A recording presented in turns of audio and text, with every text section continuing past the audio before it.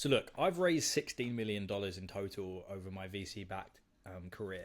Now, look, that sounds amazing, right? And that is good.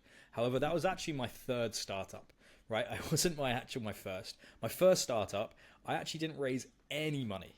I didn't even meet anyone.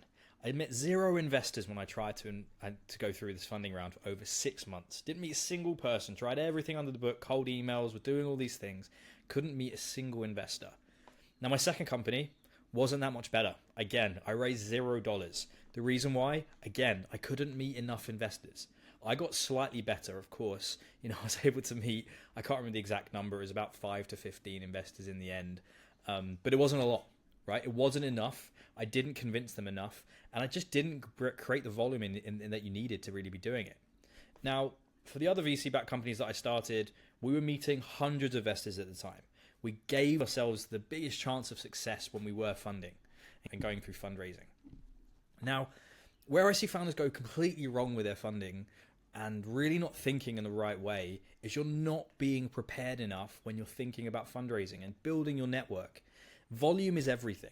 I speak to founders every day, and it probably happens at least twice a day where I'm speaking to founders and I'm asking them, how many investors are you reaching out to? How many investors are actually taking meetings with you? What does that look like? How organized are you?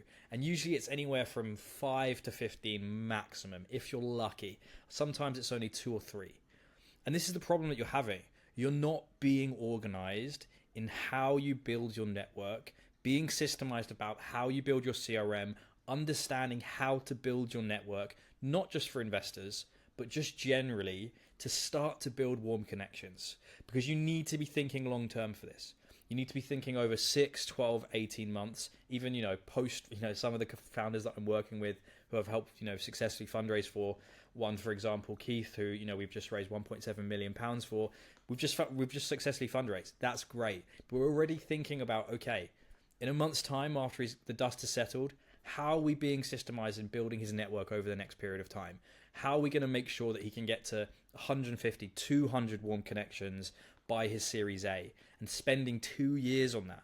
This is the kind of thing you need to be thinking of. And if you're looking at this video early enough, right, and you're not 2 or 3 months away from cash out, you're not 2 or 3 months away from launching your funding round, really start to think about this. Start to think about the steps that you can take to build out your CRM, build out your network, being structured and building a list of people that actually are willing to connect you and knowing who they're going to connect you to. And only then can you then understand the tactics of how you make sure you get to the other people, etc., etc. Now, if you're thinking about what numbers, like what are the numbers I should be looking at when I'm doing this? For this, you should be thinking about a couple things. The first thing is to be at least 100 plus warm connections. So that means there's about 150 funds in there and about 100 warm connections. I would say that's the lowest level you should be, right? If you're not at that level, you're not giving yourself the highest chance of success. Anything higher is much better. The second thing on that is you want to be able to have at least 15 to 20 connectors. As always, the Pareto principle is going to come. You're going to have some super connectors who are going to connect you to the vast majority of the investors. But you want to be building out who are these people that I like, that like me, that I've given value back to over a long period of time and are willing to connect me to the right people.